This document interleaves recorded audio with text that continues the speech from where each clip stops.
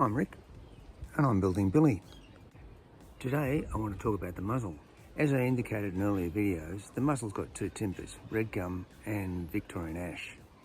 But that doesn't make a lot of difference to the actual structural side of it. Billy is going to have an open muzzle.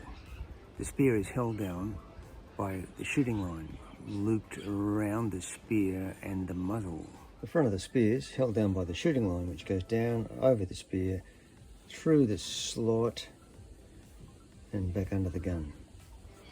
At the butt end of the muzzle, the shooting line is held down by a flat plate made out of stainless steel.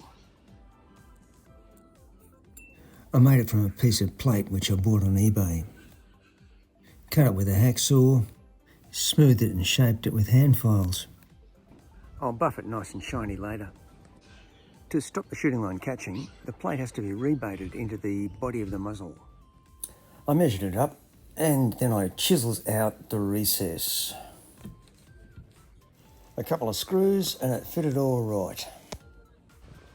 At the front end, it goes through a slot which stops it from moving. When the gun's loaded and the shooting line is nice and tight on the line release hook at the trigger mechanism, it's all pretty taut and that holds the front of the spear down quite tight. I fold the slot in the tip of the muzzle with a rat tail file.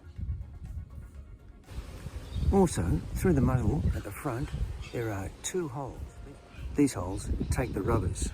These are the rubber holes, of course. I make them the same diameter as the outside of the rubber. That's 14 millimeters. I rounded the back corners with a rotary rasp in a drill bit chuck. Then it's going to be sanding, and more sanding. There's another hole a bit further back through which the shooting line is attached. This hole here is for the shooting line when the gun's not using a breakaway. The shock absorber will go from there. Once the basic shapes are worked out and holes cut, all the rest of it carved, then it takes a bit of time just to neaten it all up, make it look smooth, make it functional.